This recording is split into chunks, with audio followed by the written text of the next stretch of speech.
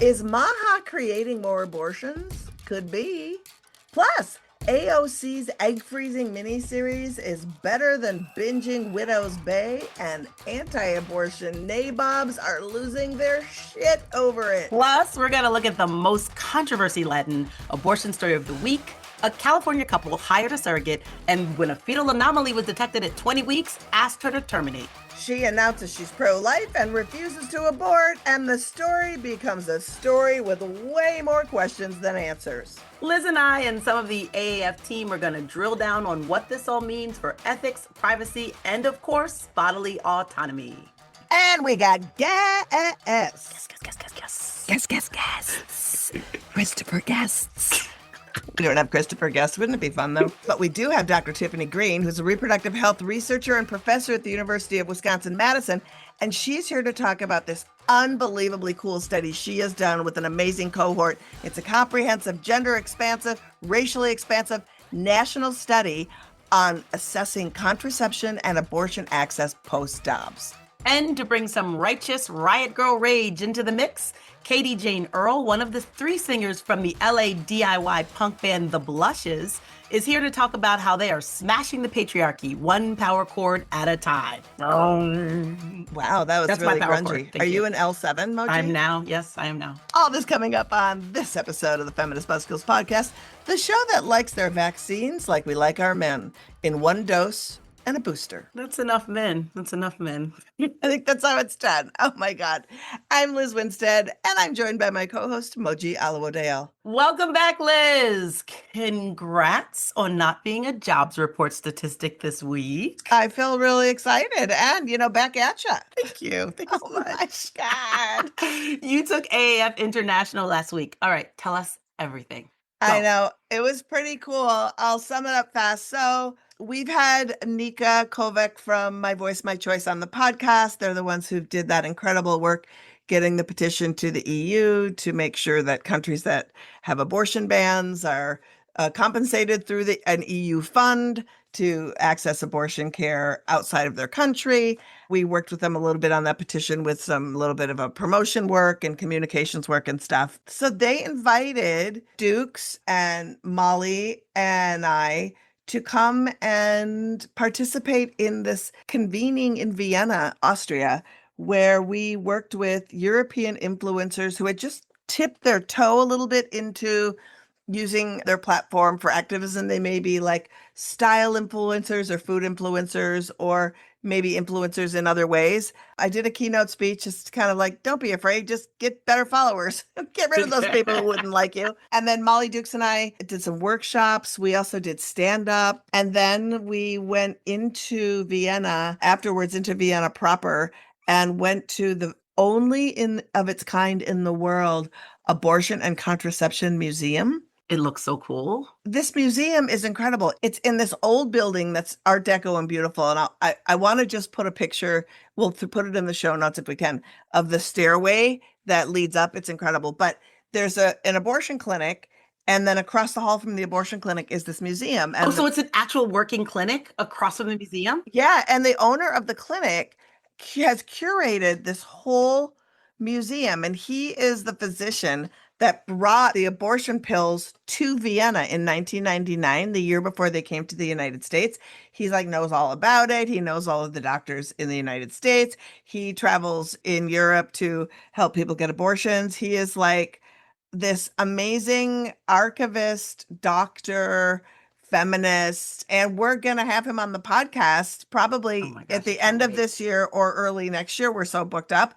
But he was incredible. And what was really amazing was we got there and we were so excited to go to the museum, and we look online and it's like the museum is closed for a 2-week summer break, the only day we could go, And Dukes emailed them, and he answered the email and said, I'll give you a private tour. And so he showed us around and then let us loose. We have some really good footage of I saw some of the footage. I didn't realize that he was also an abortion doctor. I missed that note. Yeah, very, very cool. So it was really great to be able to have the international community see our work and see how effective it is, and then bring us over to help school up and just encourage other folks to use humor and tell stories and not be afraid. And so I feel like, as they say in Casablanca, the beginning of a beautiful friendship. That's the wrong part of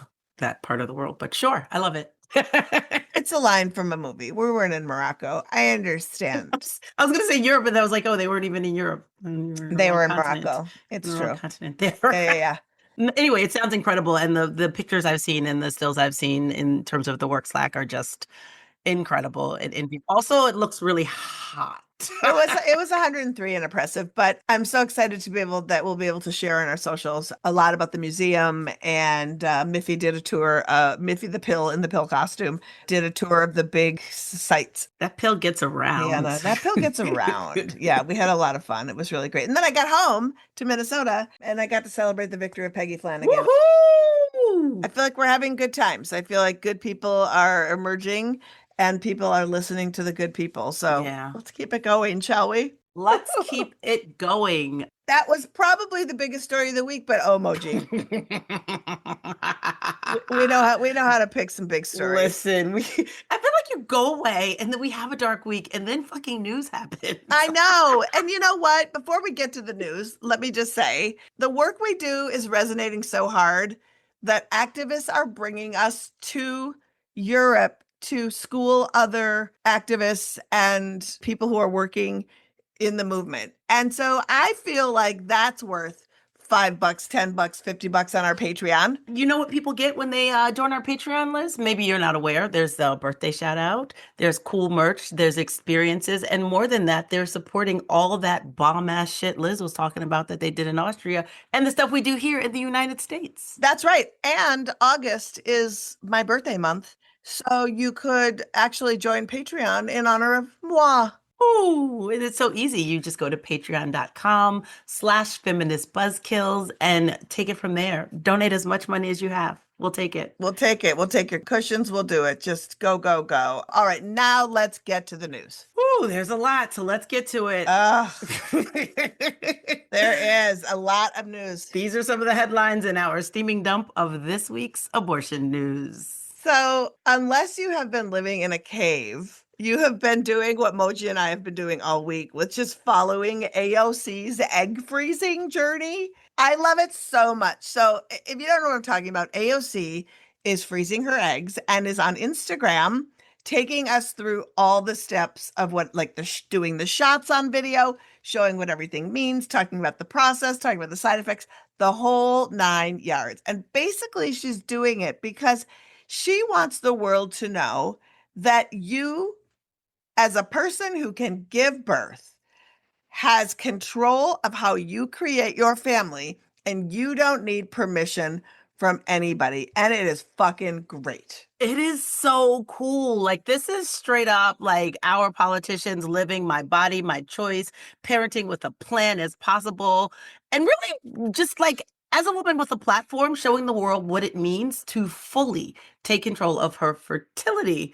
And it's just great because she's like, oh, I have a cool job, but I'm busy. And so I need to plan on having kids when it's right. Like, don't rush me. It's on me when I decide. That's why we have science and technology. Fuck you. I know. And, of course, shockers of all shockers, the online womb raiders are so big mad because she is just shutting down their whole narrative and that whole world that a man is not controlling her fertility and that's his role in the world.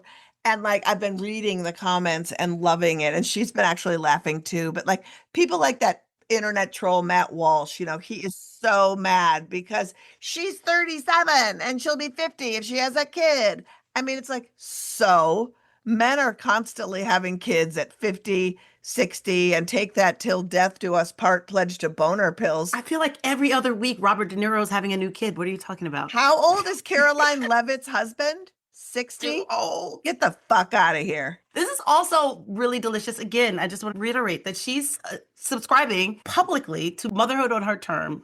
She's flying in the face of all these manosphere myths and all their patriarchal ideas of like what a woman should do. Father runs the house, mother raises the kids. She's like, I'm fucking running the country, people. I love it too. My favorite troll that happened was Lila Rose, who we cannot stand on this podcast. She runs Live Action. She is an anti-abortion, hideous monster. So she decided to share her thoughts. Unavoidable for comment, this bitch. I'd love to avoid it, but she just makes it impossible. Exactly. So she's on Threads and she shares a post from the New York Post of AOC, a picture of her doing the treatment.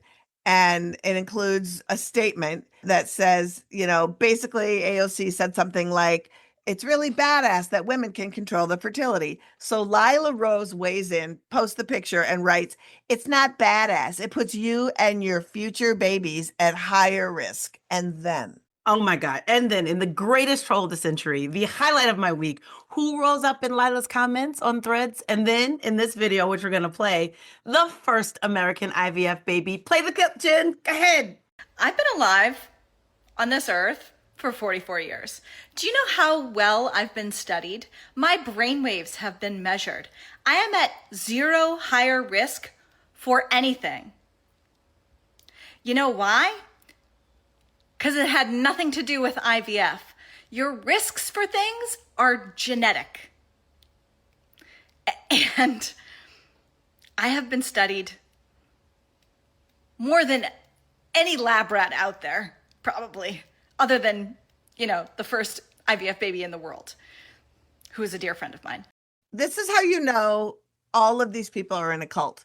Literally, the first American IVF baby, who is now 44 years old, waltzes into the chat and says, shut the fuck up, you lying bitch.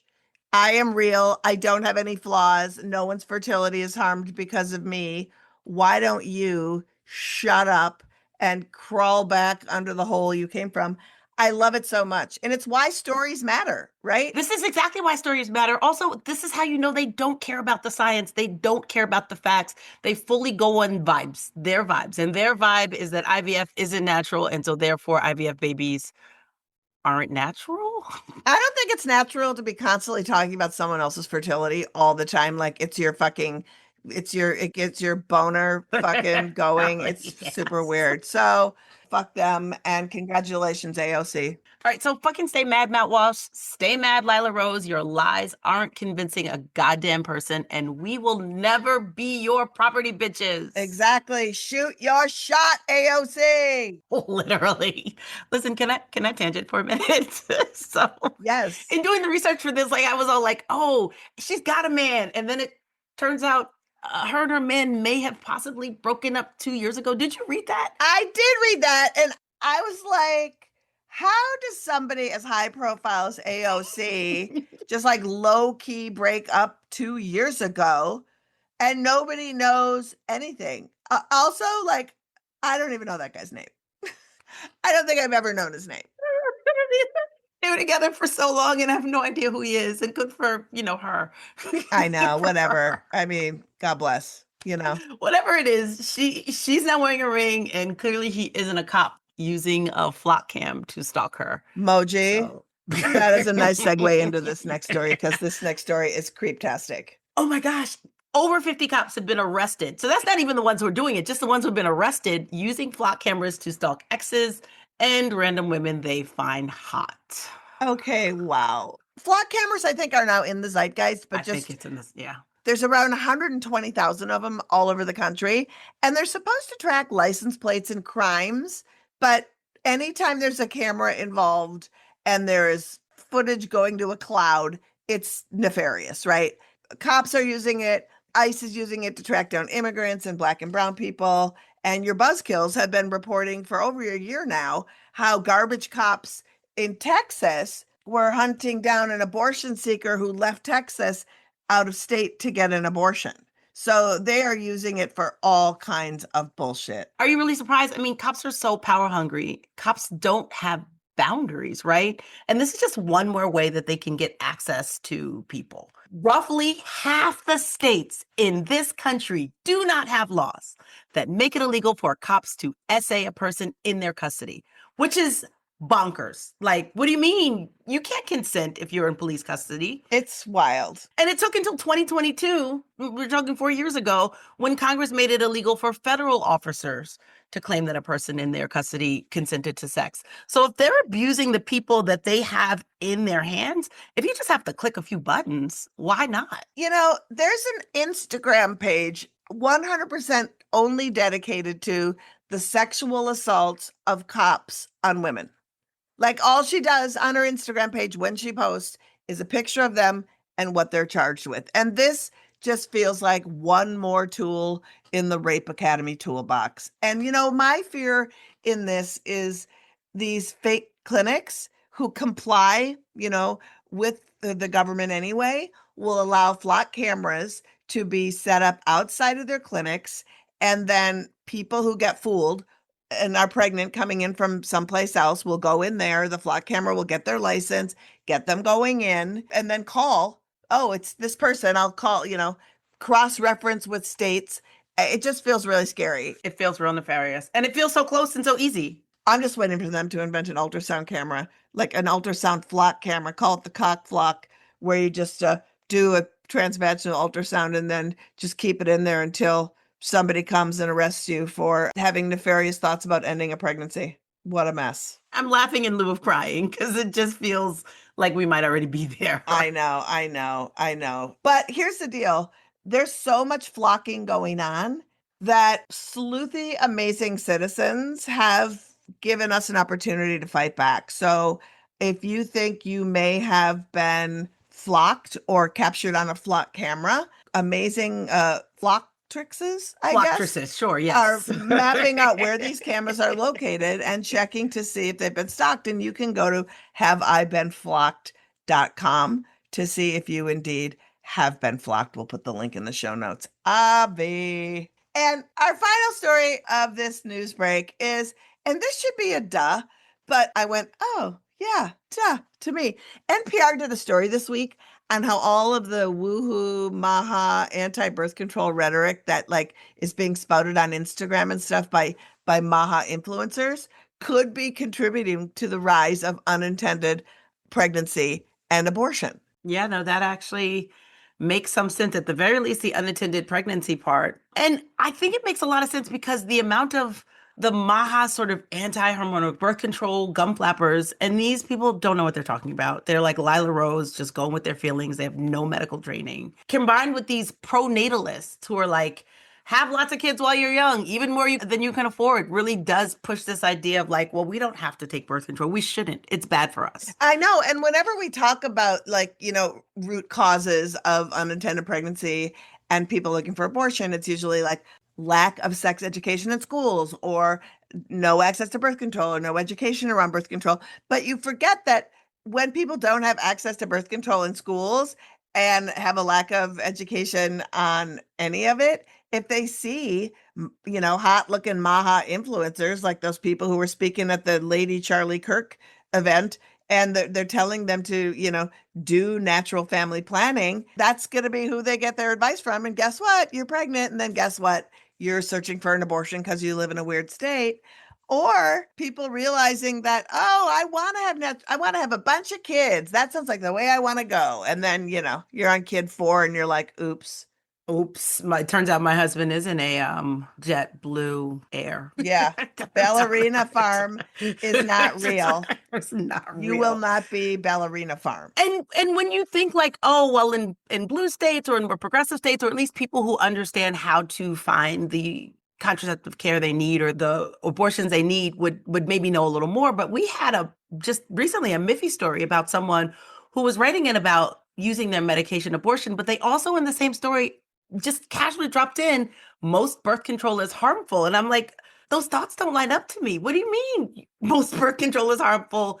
And also you believe in bodily autonomy. I just feel like this maha message is seeping everywhere, not even the expected homeschool circles. Exactly. And in this NPR story, which we'll link to, they talked to Dr. Caitlin Bernard, who said, you know, she sees patients who have said, well, I was on natural family planning and now I'm pregnant and need an abortion.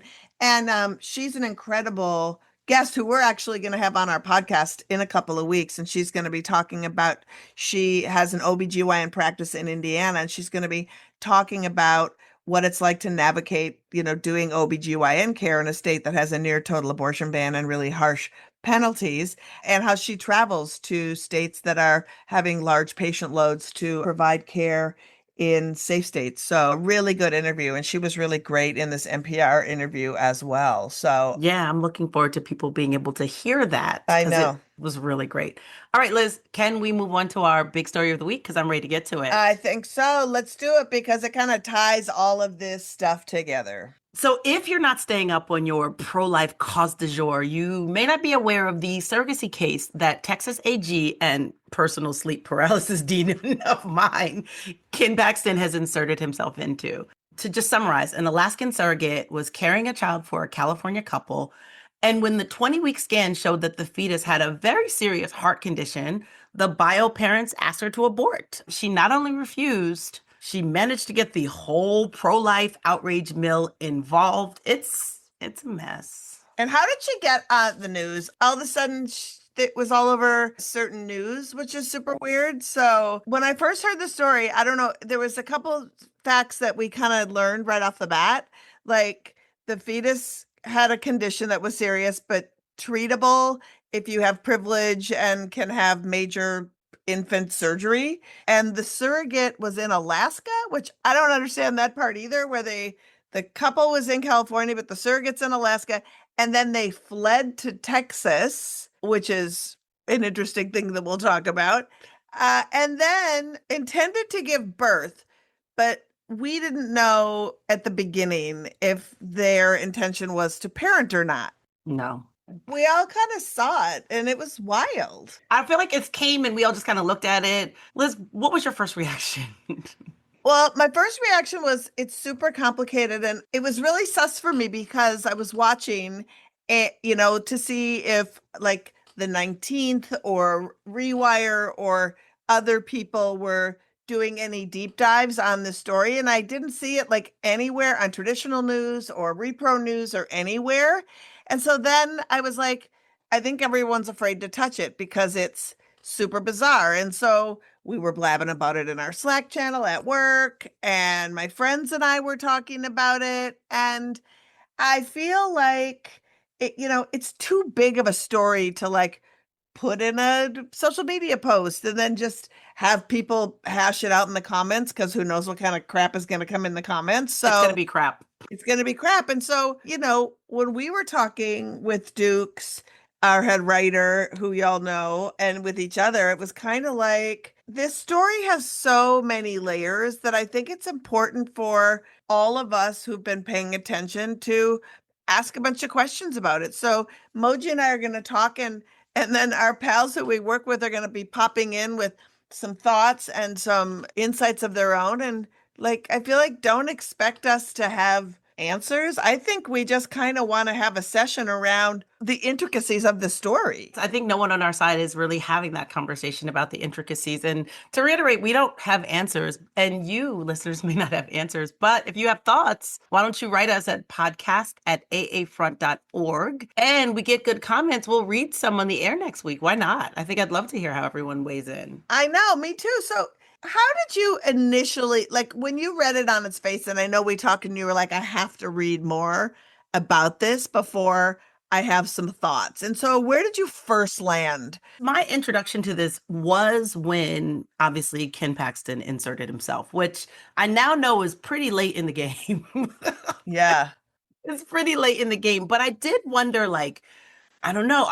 Obviously, I'm a huge believer in bodily autonomy. So, her body, her choice. But also, what is this contract? How do you contract? I have friends who have used surrogates, but I don't see the point of asking. You know what I mean? I feel that way too. I've had a couple of friends, but I never thought it was any of my business to say, what do you pay? How do you contract for that?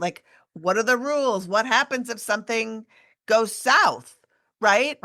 Right. And so I'm kind of on your camp where I was like, look, this person is pregnant, and now the totality of what's her body is her body, and she gets to do what she wants. And That was my initial response. But in that, there's also that caveat, right? Like, I think when we talk about our support for bodily autonomy, some of it is like parents know what they have capacity for. And from the onset, she wasn't supposed to be the parent. But also, you're not parenting a pregnancy.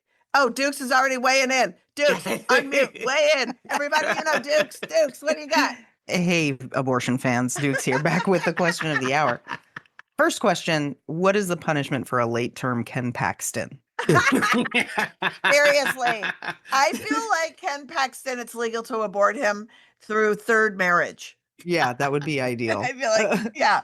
But to the point of actual parenting, like, I imagine that someone who just spent all of their money on surrogacy no longer has enough money for a lifetime of healthcare for someone missing part of their vital organ. Yes. Yeah. And them saying, I can't do that is valid. Yes. Well, and also like in reading up on like the sort of life expectancy, if you have like the most amazing interventions, the life expectancy in the best of cases of scenarios is 35. And Moji, I think you said that it's 35 it's a life. It's decades of life, but like it's a life cut short. Are you running? Are you breathing? Are you on tubes? Like what are you doing till 35? I don't know. Living Victorianly? Wait, Kara's got some thoughts. I just went conspiracy theory route and just came up with a series of questions that I need the answers to. Some of them we've now know, but it was like, one, who paid for her to go from Alaska to Texas, right? What organization is she working with? Because they usually are. Two, the contract law around surrogacy is different in every state. So then you have states battling it out over surrogacy. Like it's a complete mess.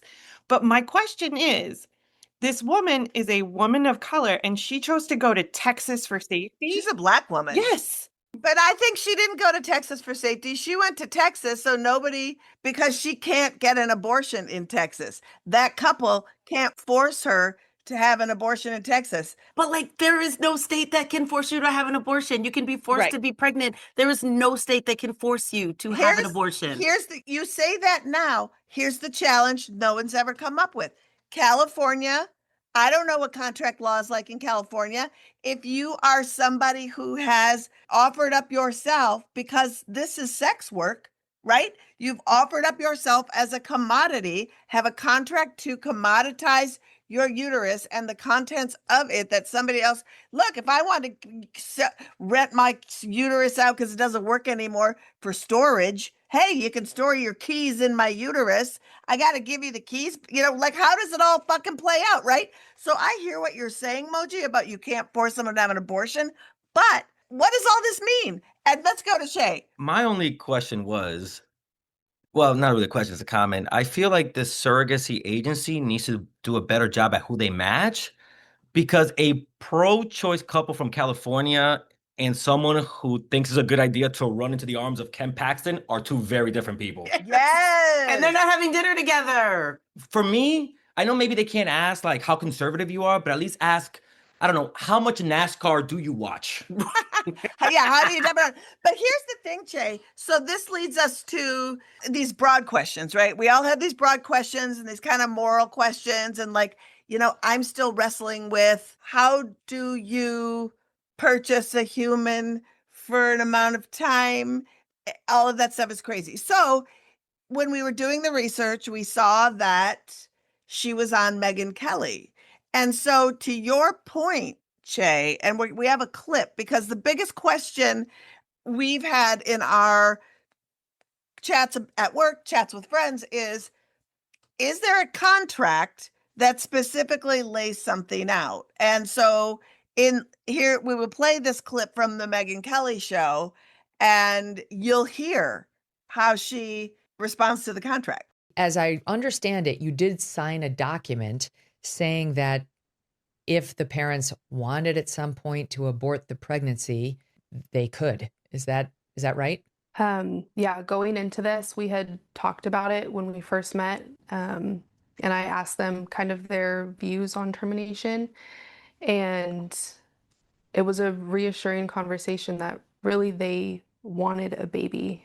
They weren't exactly sure what decision they would make if something came up, but they ultimately just wanted to be parents. And so I felt confident moving forward with them that termination would not be their first choice. So explicitly in the contract, and she's like, but they said they wanted it, so I'm fine. Which makes no sense. So she's a parent of 2 children already. And like, you don't go into a wanted pregnancy expecting to have an abortion. But I think if you think through going into a wanted pregnancy, anything can happen. So it almost sounds like she heard the like, oh, you want this, and didn't hear the anything can happen. She thinks the choices are parenting or infanticide when the choices are either she has an abortion or they don't have a child to raise because it doesn't have half of its heart. Yeah, and I think too, it's really disingenuous. No, it is like going to a restaurant and ordering the fish, and then they drop the fish as it's coming. They're like, you're still gonna have that fish. I'm like, you dropped that fish, Right. I don't want that drop fish. Like, that's how bad you wanted the fish, that even if it dropped, you get this fish. Yeah. Right. That's kind of perfect. Can't make people have the floor fish. Kira. No, I was just going to say, like, when this all started, they were talking about this fetus, or now we know was a almost fully cooked baby.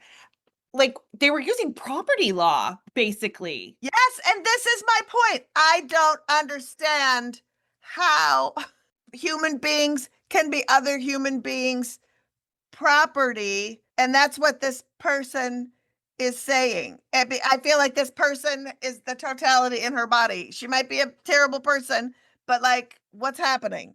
Well, I actually disagree, Liz. I'm actually, part of the questions for me is, who is the property? Her uterus or this child? Both? Neither? That is also a valid question. This is a really good question. But like, if I'm in a totality of what's whose is whose, if some rando, I pick up at a bar and, drops a load inside of me, isn't it mine or is it his? I think it's also very interesting with this specific one in Texas that personhood was actually applied to the pregnant person and not to the fetus in this specific case. That was super interesting. Yeah.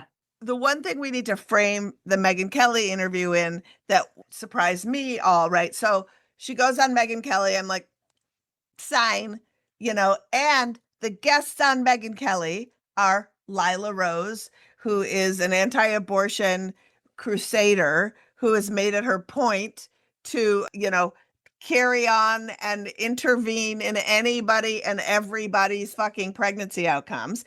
And her attorney is from the Alliance for Defending Freedom, who you all know the monsters of that. So all of a sudden it becomes, I start having conspiracies. Yes. And I know Dukes has conspiracies and we have to wrap it up. So I went from, you hired her, it's her body, she gets to do whatever, to now, what is this scheme? And Dukes then Moji, I think, for the scheming. Yeah, I have a tinfoil hat on right now for those of us not watching the video version of this. Is she a plant? Because here's the thing about this is it's like the pro-life theory happening out loud. What does she get out of this? She's not getting anything except for proving a specific point. And now we get to watch this unfold. And reality often does not treat their theories well. Yes. I have 2 points. I was coming with one, but I think the proving point is so. And I found this really interesting as I dug in. The lawyer from Alliance Defending Freedom was like, oh, they want to extradite the child to California so they can refuse treatment. And then I did like 3 more articles and it says the parents have explicitly said that they have no intention of refusing treatment to this child. So it's like their grift and their stories about how like democratic people, right, or people who like want healthy babies just want to kill babies is being reinforced by this case and this woman. And I had another point, but Kara, yours might be more on topic, so go ahead. But before we get to Kara, I just want to give our listeners an update, right? So one thing we haven't said is she had the baby this week. And the baby is being treated in Texas. The baby has a guardian ad litem. At first, it was revealed that the baby has a guardian ad litem and is a ward of the state and getting Texas funded state treatment. But now we've just learned this week that she is going to try to adopt this child. So Kara, go. I just wanted to we didn't get to that part yet. So Kara, go ahead. Mine's really a snark. I cannot wait to hear her speech at the March for Life. Exactly. It is coming. I cannot wait. She will be the poster child for all of it. And we have to wrap it up. But I think, Dukes, to your point, we should be very, very paying attention. Surrogacy folks should be paying attention because these people are just willing to give their wombs to men, their votes to men. They'll give anything to men. So finding people to infiltrate this could be a really scary thing. We're just like, no, so sue me. The poster children. How do you have a conversation about this without being, which it took a long time, right? We didn't really get to anything other than exposing how we all feel. But this is a hard thing to come out and look good on, right? So we're going to follow this one and unpack this one. And I'm super, super interested in what you have to say, listeners. So please, if you heard this and you have thoughts or you have questions and you want us to read them on the air, please email us at podcast@aafront.org and we'll get to them next week in our chat, because this is going to unfold in ways that we don't know, in ways that make me feel very handmaids about it. Is a human being someone's property at some point in this? Transactionally, what are we doing? How does this affect so much? We just scratched the surface, but all of you had great insights. Thanks, you guys, for just joining us and popping in, because we were really blabbing at work and didn't know how to talk about it. The most thoughtful people I know got to be on the podcast blabbing about it. So thanks, y'all. Thanks for your insights. That was fun. That was super fun. And I feel like we could have talked for 20 minutes more. Moji, let's move on to our first guest, who actually knows facts and science. Whew, this is a facts and science conversation. Here to talk with us about research, data, and how we all deserve the Cadillac of abortions, however that looks for you, is the director at the Reproductive Equity Action Lab at the University of Wisconsin-Madison. Please welcome Dr. Tiffany Green. Hello. Hey, Tiffany. Hi. Thank you for having me. Love having the Midwest represent. I'm in Minnesota. Yeah, it's been an interesting 24 hours, but I'm here. I know, hasn't it been? Woo! Never a boring day in the Midwest. No, Yeah. we're very happy over here in the Midwest, in Minneapolis. Minneapolis Very is- happy. Dr. Tiffany, you are the director at the Reproductive Equity Action Lab at the University of Wisconsin-Madison. I am. And together with some incredible partners, y'all have conducted this massive study to really assess what access to abortion, contraception, and other reproductive care looks like after the disastrous Dobbs decision came down in 2022. So before we get to your findings, can you just talk a little bit about your work at the Reproductive Equity Action Lab and about the partners you had in this robust study? Thank you so much for having me again. At the Reproductive Equity Action Lab, I have the honor of being the director and principal investigator. I am an economist by training and a population health scientist by practice, and my work really focuses on the causes and consequences of racial inequities in reproductive health. And I think every person should be able to exercise bodily autonomy and to reach their highest potential. And so the work that we do is really trying to address the structural barriers that get in the way of that. And for me, as a Black woman, a Black cis woman, I know that I'm part of a population that tends to have some of the worst reproductive health outcomes. And we're trying to do something about that. In reading some of the blog posts you wrote about, you did say if we increase the value of what Black women are getting, everyone wins. And I just love that you start with that. And let me be clear, I think Black people deserve, regardless, but when Black people win, everybody wins. And so that is, I think the data supports that, and that is the way that we do the work. We do it with heart and we do it with rigor. And so my only allegiance is to people, not to interventions, not to people's ideas. It is to stay close to the data and center the people who are most affected. And, before we dive in, this just occurred to me, and I can't believe it didn't occur to me earlier. But when we talk about you doing this work now, especially centering Black women, and you have this wackadoodle administration who doesn't want to have any kind of looking at the obvious and historical disparities.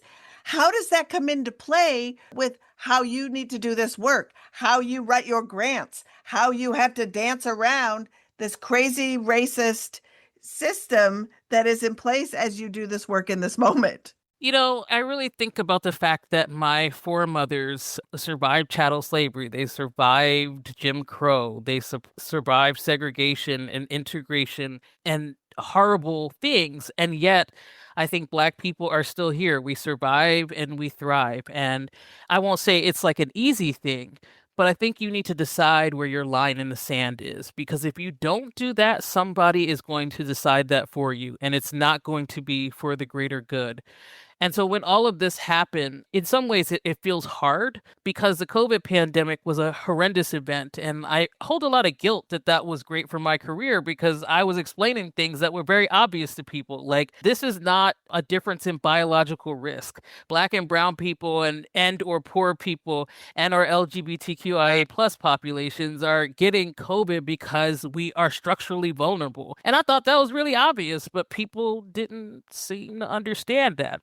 And then when it came to Dobbs, Wisconsin was, of course, at the epicenter of that because we had a 19th century abortion ban, trigger ban, that got activated as soon as Dobbs fell. But, you know, the other thing is that when I talk to people about Dobbs, people are living in a post-Dobbs world before any of this happened. Marginalized groups were much less likely to be able to access the abortion care they needed or they wanted, less likely to be able to access the contraception care they wanted, having disparate other reproductive birth outcomes, etc. So it's not that I didn't care, but this is not new. Right. It's not new. None of this is new. And I stay in the work. I am fortunate that a lot of my work doesn't rely on federal funding. And that has allowed me to push the science to where it needs to go and not where people believe it should go based on fraudulent executive order. And I feel so grateful for that because we need studies and we need robust studies that really can look at the wide swath of where we're at. And this study is like a wow factor study because, you know, I wish more people were talking about it. And I wish that it was like you were on all the national news because I think it's really important when you think about, just for our listeners, it was more than 50,000 respondents between ages of 18 and 49. And you focused on 13 states that really represented a diverse mix of sort of legal environments for access to care. So states like California, Illinois, New Jersey that have expansive access to care. And then also states that have some of the harshest restrictions, like South Carolina and Georgia and Mississippi. So my question for you, and then a couple of follow-ups that go with it. The first one is, how did you come to choose these particular states? How did you narrow them down? Sure. The study is funded by a private family foundation. And one of the goals that they had for this work, giving us full intellectual control, is how do we identify states where abortion care is more expansive, contraceptive care is more expansive, and those that do not. And one of the things we advocated for was Mississippi, because I fully believe that the reproductive rights, and I say that very deliberately and not justice movement, has abandoned the South.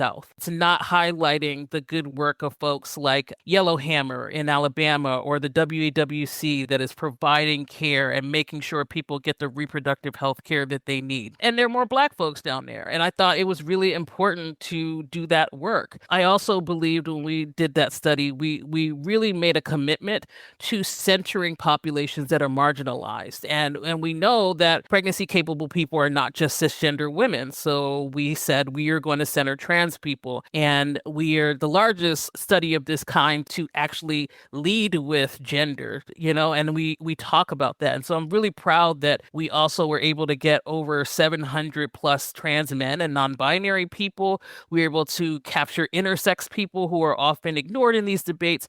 We expand notions of disability, including mental health as well as neurodivergent associating conditions. And all of this is based on not just the science, but people who are not seen. And we believe that if people are seen in the data, they will identify themselves. They will stand up and be counted. And I fully believe that. And I think it's particularly important in the moment that we are in to allow groups that are historically excluded to now be centered and included in the data. And I'm very proud of that. The co-PI of this grant, co-principal investigator, is Dr. Emily Johnston at the Urban Institute. And our third partner is the Sister Song Reproductive Justice Collaborative. I love to hear that, just because, in our advocacy work and working with trans men and working with people who are in the disability justice movement, what people go through for reproductive care, and leading with compassion and competency and literacy, right? Of people who provide the care for trans men, for people with disabilities. It is shocking to hear what people go through. And then what happens in those situations, people don't go back for care, right? People don't seek the care they need. And I love that the kindness and compassion that went with that to make sure that folks are represented is so key. So thank you for that. Yeah, you're welcome. It's also because I'm ruthless, and I mean it in the best of ways. Like, I want to be the best. My team wants to be the best. And be the best, you must be inclusive. It is not just the right thing to do, but it is rigorous science. For example, in the study, we're just now getting to all of the data. We're in the field for the second round now. So we're getting another 50,000 person sample as we go back into the field. And one of the things we look at, we ask not just, are you getting an abortion? We don't ask people, did you have a birth? We ask people what kind of birth you want. And we said, why can't we ask people what kind of abortion we would want? And what's remarkable is almost 40,000 people said they would consider having an abortion ever. Right?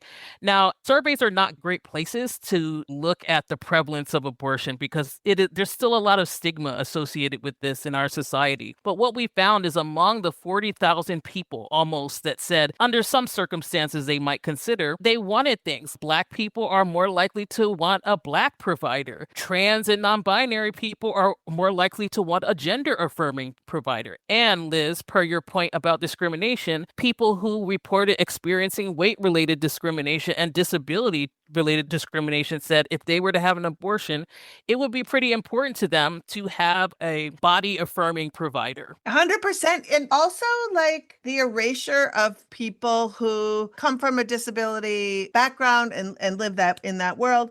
And also people who are thicker in the body positive space. Oftentimes, people don't even consider them in the sexual being realm, which is what we talked to. And that part, to me, is one of the most heartbreaking things. Just speaking on that, how did you, when looking at people who have, again, either feel like their weight is a barrier, or how do you make people who feel like they've been excluded from medical spaces feel comfortable sharing their stories with you? What did you do as an establishment, as coming from a university space, do to sort of set the table and say, you're safe here to tell us what you want?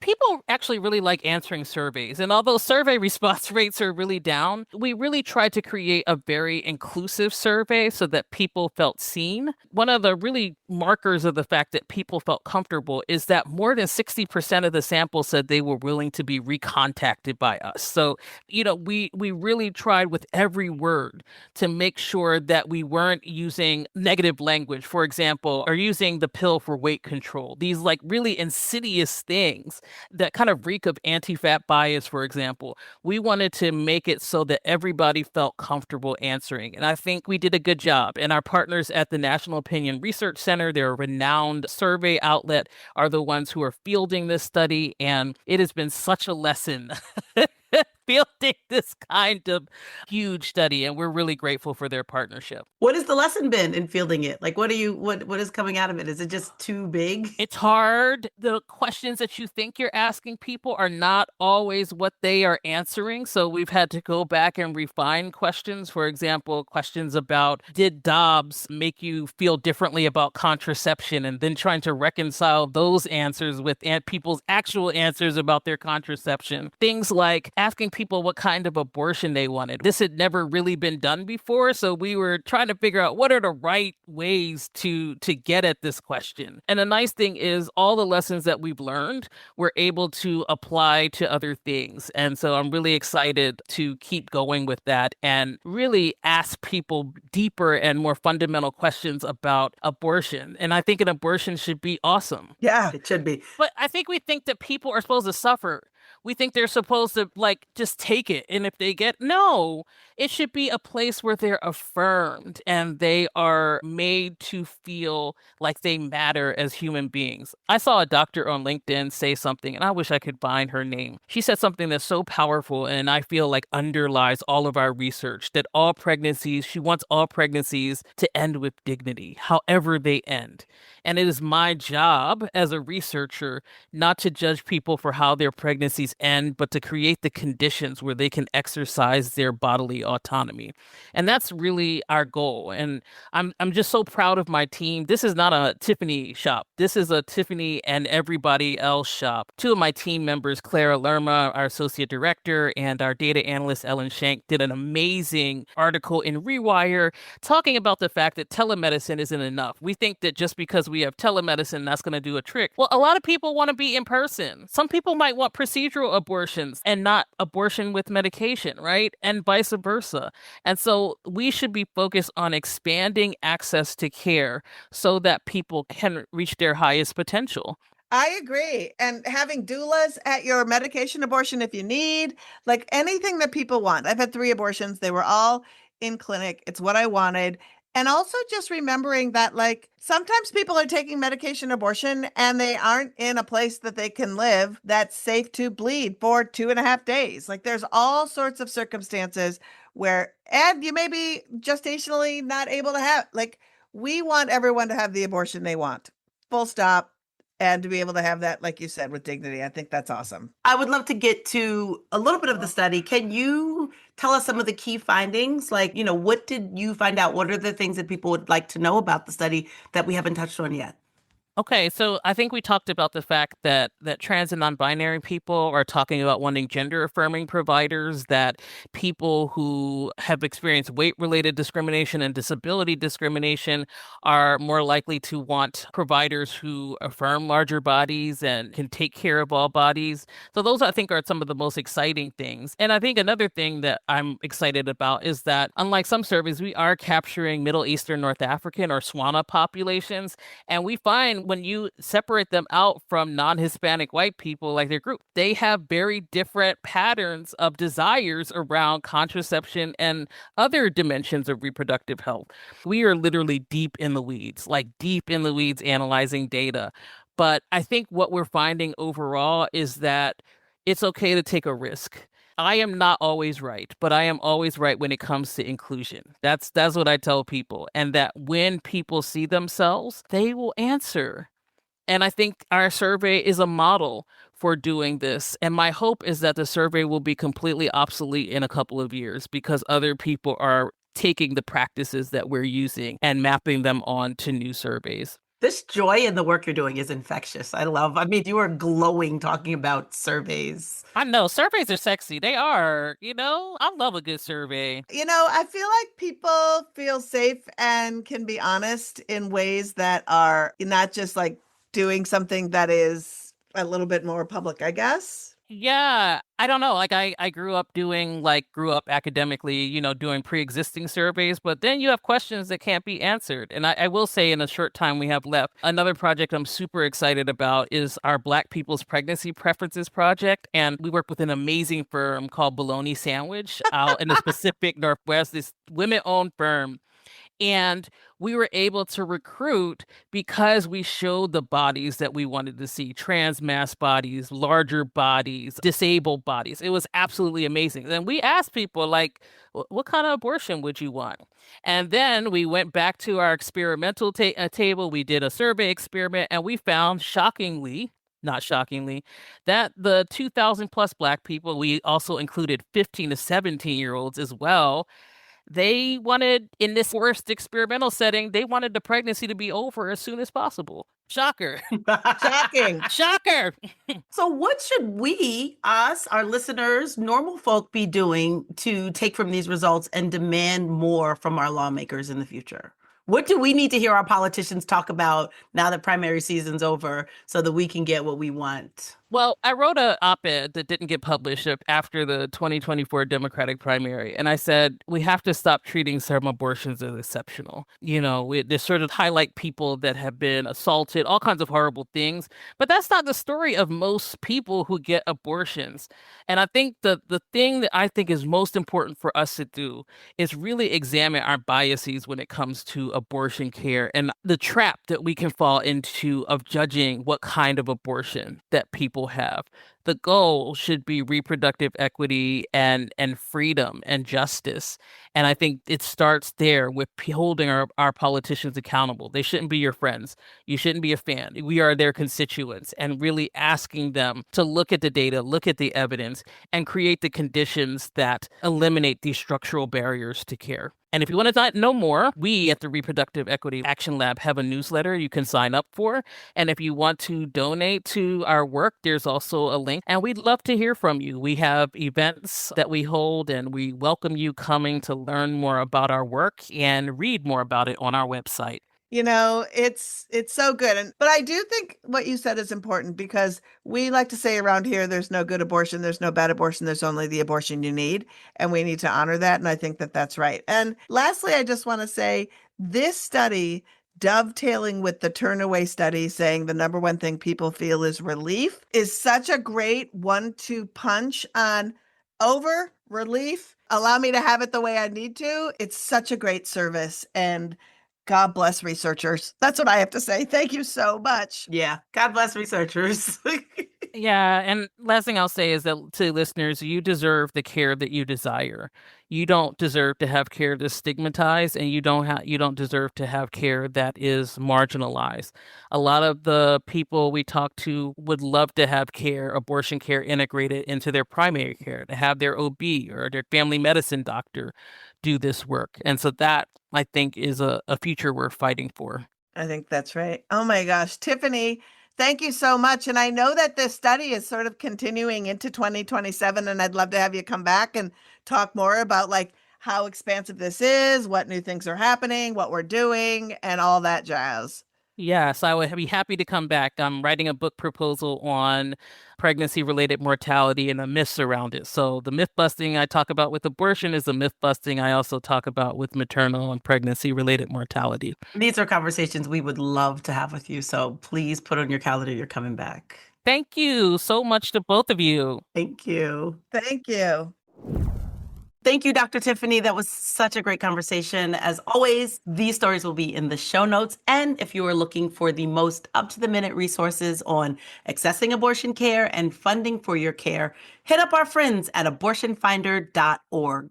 We do this show because this info is not given enough attention in the media. So to help us spread the word, show us some love by liking, subscribing, and giving us a 5-star rating. Look, and if you want to take it deeper, no, I'm not asking for money, write a review.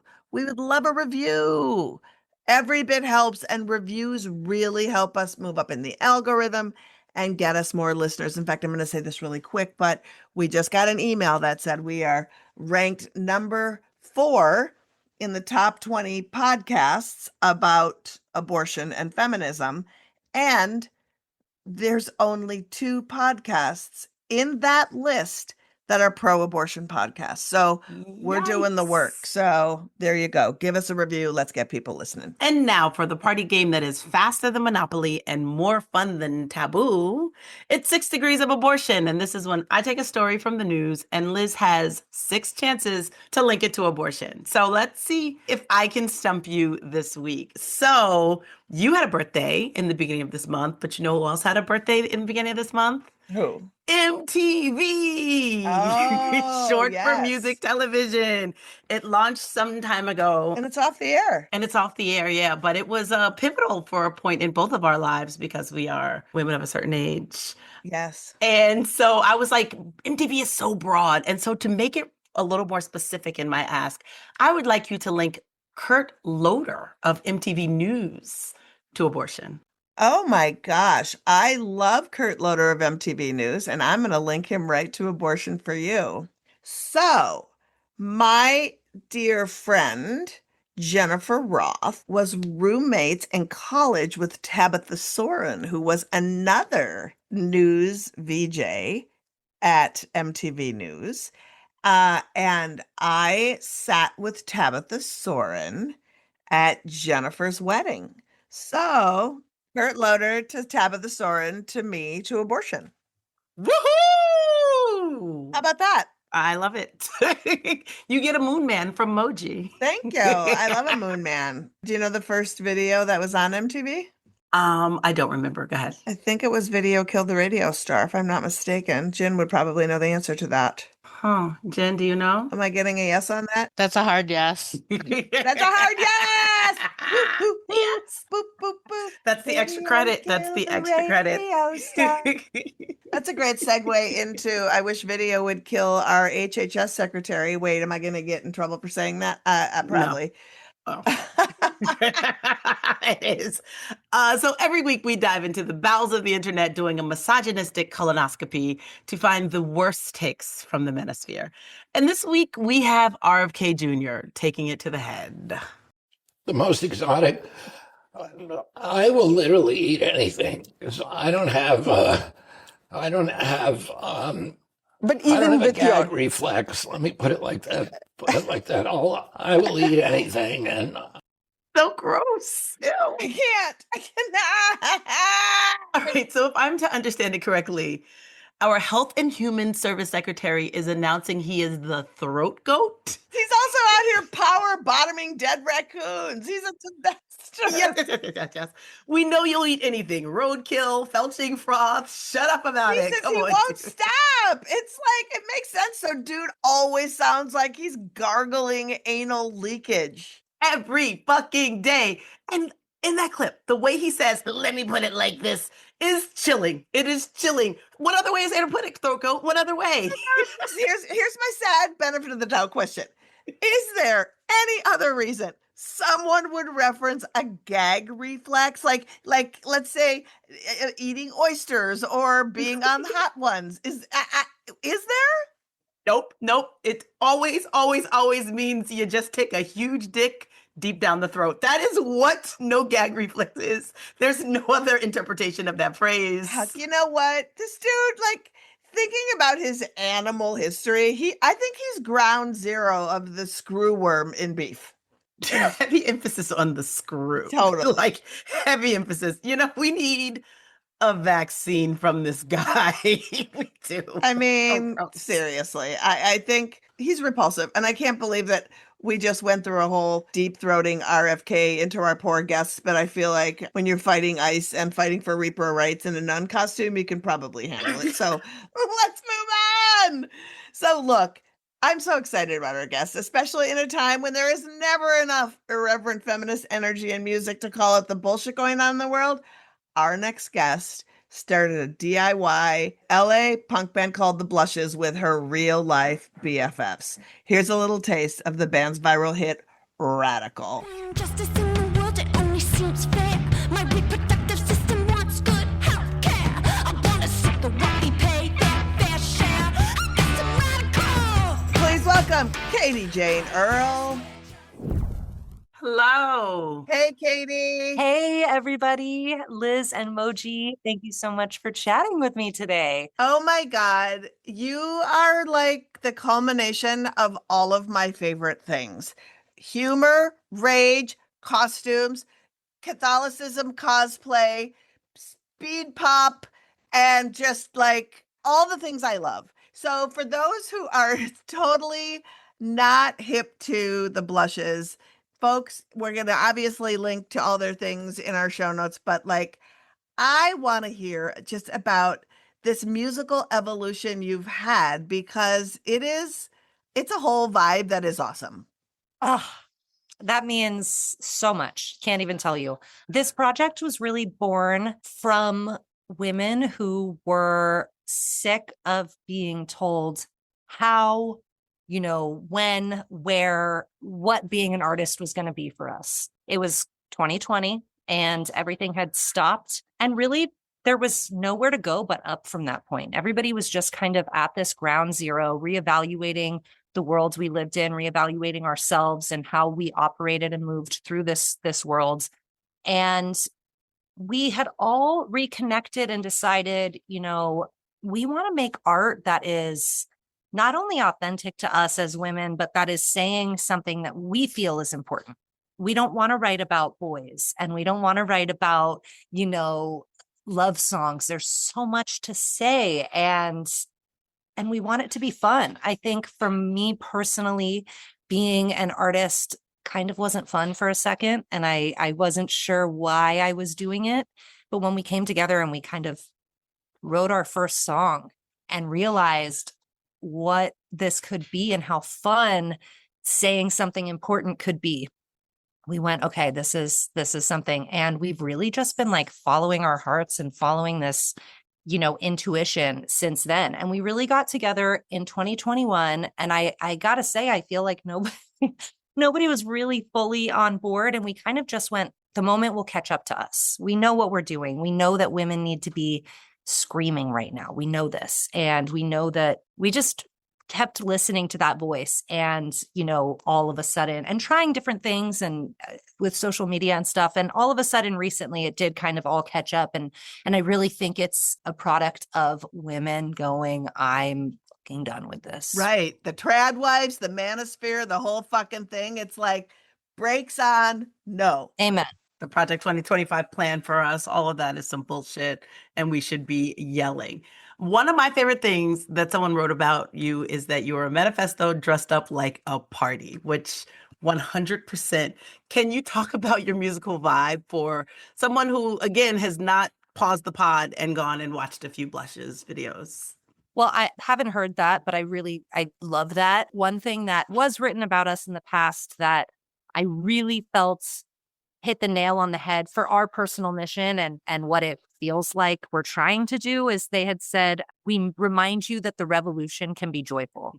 And that is, I think, such a fine point of what we are trying to do. We are mad, and there's a lot to be mad about. And, you know, the battle is ongoing, and yet we need to remain joyful, and we need to remain optimistic and hopeful, or else what's the point of fighting for any of this, you know, fighting for each other? What's the point? And so we really do remain optimistic and hopeful, and we want to be able to talk about these more important things without it being so heavy and intense, because it is heavy, intense, but we need to talk about it, and we can do this joyfully. I really believe that. And how'd you settle on the name The Blushes? Because when you think of a blush, obviously you think of Shrinking Violet, something a little more subtle than The Blushes.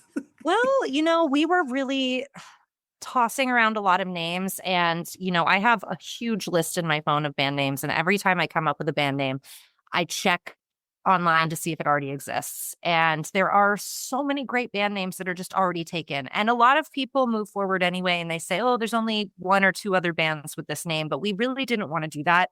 We really wanted to just find something that was wholly us and wholly authentic. And Lori one day had just brought it to the table. And she's really been such a driving force of our visual aesthetic as an artist. And she just came up. She said, what about The Blushes? And we all kind of thought on it, and we were like, you know, there's something about that. And it harkened to so many things, like blushing as a woman and makeup. And I'm a big fan of the bands. So we sat on it for a second, and it just kept coming back up every time we thought, well, what if we were this instead? It was like The Blushes came back. And I think once we really like wrote the first song and started like taking pictures and playing with artwork, it was like, this just makes so much sense. Like The Blushes is who we are. I love that. I'm guessing the probably is your favorite band name ever at that point. You know, the is pretty iconic, I gotta say. As a name. Okay. So I mentioned it earlier, but I was brought up Catholic, super Catholic family. And when people say, who are your comedic influences, to me, I'm always like, the Catholic Church is like in the top 3 every time, all the time.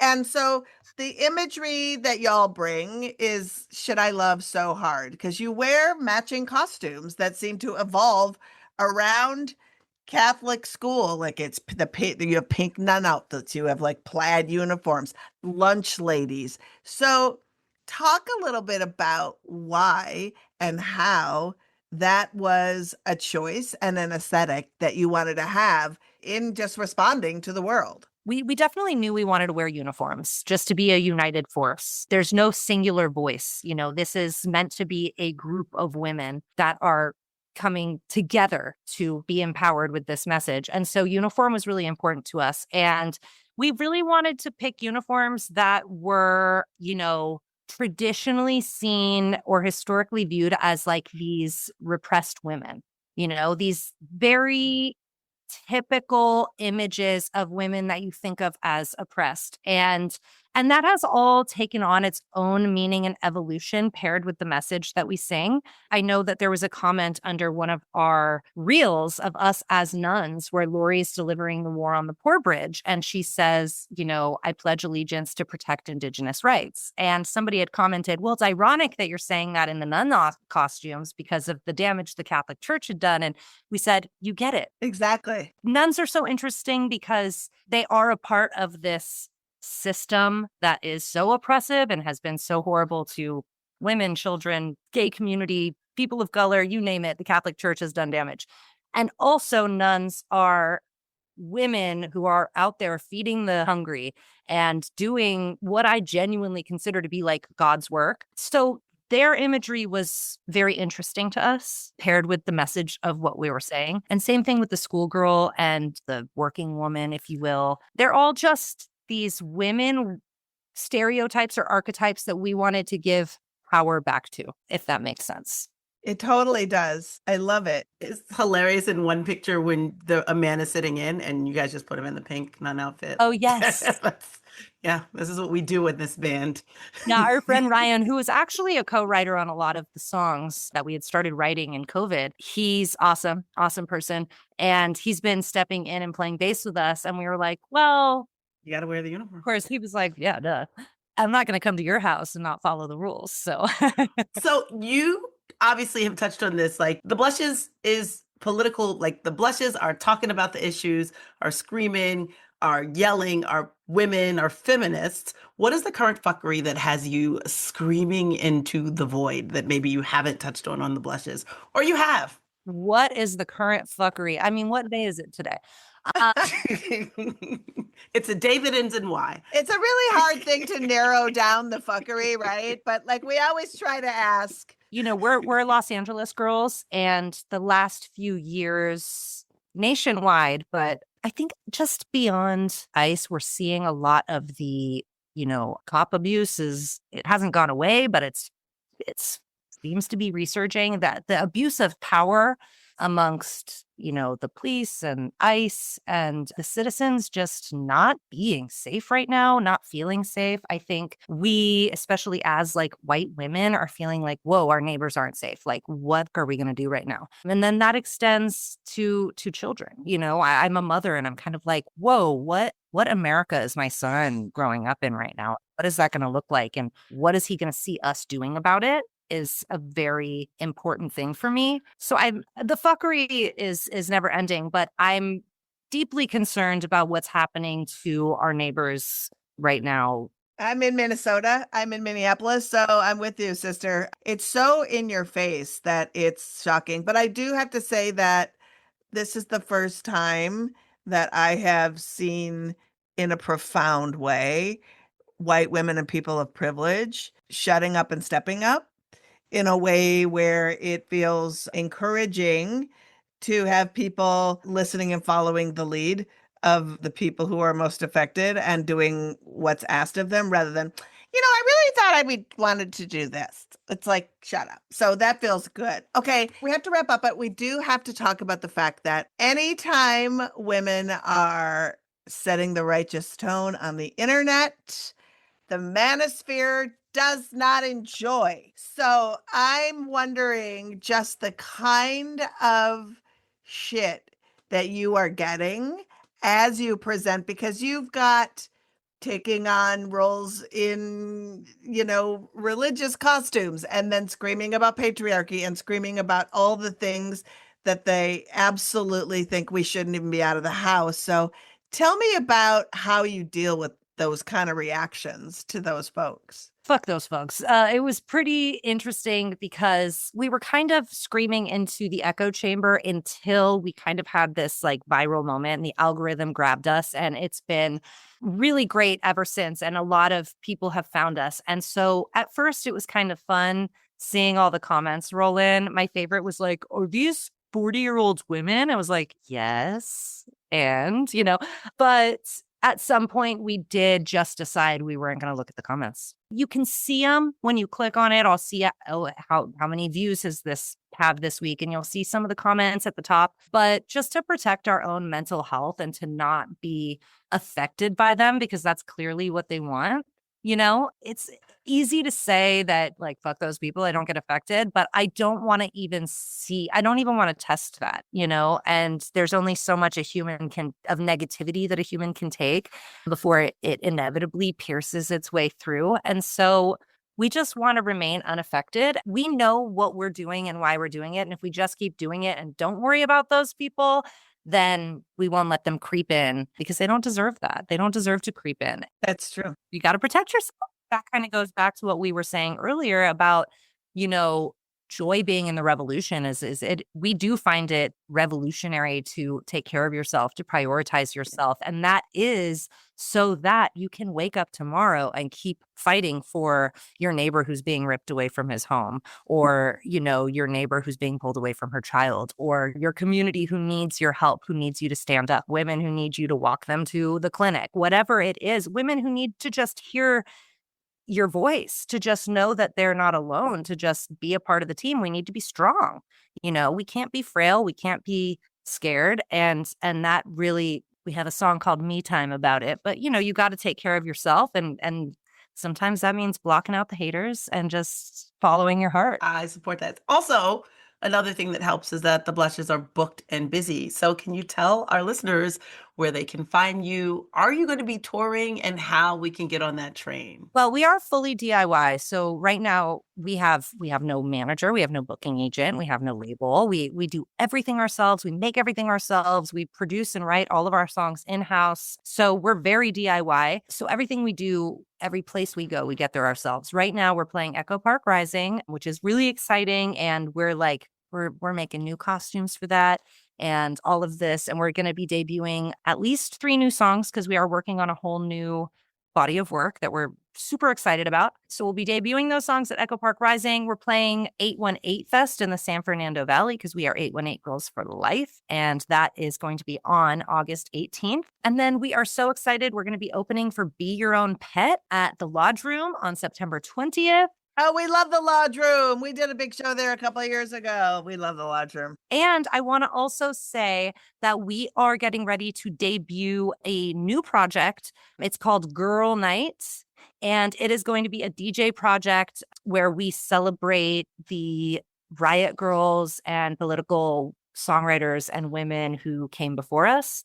And so if you just want to come out and listen to some of your favorite riot girl and grunge adjacent music, we're going to be playing at the Semi-Tropic on September 4th. It starts at 9 p.m. and we're going to try to start throwing a lot more girl night after parties to just celebrate all these amazing political women who have been making music for so long. Well, you are definitely taking the riot girl genre and bringing it into this time and place, and it's really fun to see as somebody who is part of that exciting time. I thank you so much. So that's all good stuff. We're going to put all that in the show notes and the links and everything. Katie, thanks for being so awesome and being so fun, and for indeed bringing joy to this revolution. It's so important. I really want to take a moment and thank you, amazing women, for what you do and what you talk about and what you've put on the line for so long. And it's just so necessary.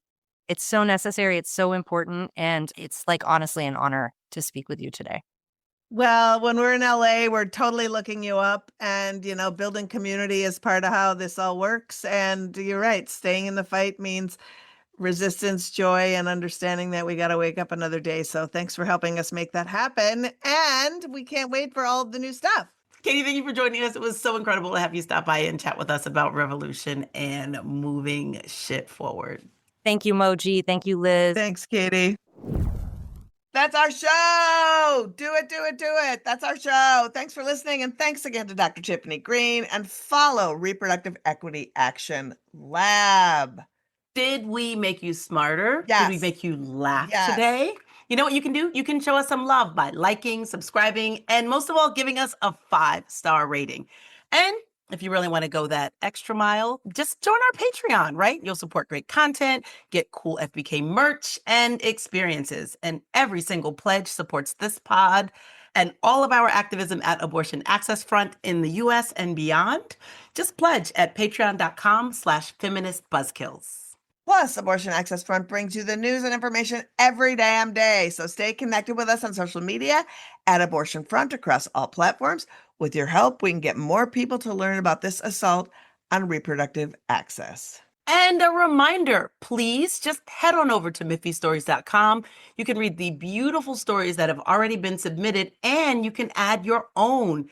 And if you don't have a story of your own to add, share this with someone who may want to participate. That's right. Our voice is our power, and our truth can help set everyone free. So if you've got a Miffy story, go to miffystories.com and submit it today. And if you want even more ways to get involved, sign up to volunteer. We really need you. Go to our website, aafront.org, fill out the volunteer form, and we can figure it out together. Exactly. Next week, join us. We have an incredible author who I met at Menopunk Palooza, an Iranian woman who has bought an RV and she's driving around Oregon and up the border of Idaho, giving reproductive care in this Winnebago. She's the best. Dr. Mary Fariba Afsari, and she has an incredible book out called Labor. She's going to be talking about her book, the labor she's doing, and all of the work she's doing around getting people reproductive care in rural communities. Oh my God, I cannot wait. The Feminist Buzzkills podcast is edited and produced by Remy de Tournay and Jin Moon for Abortion Access Front. We're going to leave you with a little bit more of the blushes. See you next week. Bye. I want paved streets, no potholes. I want clean water for every living soul. I want to feel safe, gun control. I guess I'm radical. They say that we have dangerous ideas, like kids in school should get a decent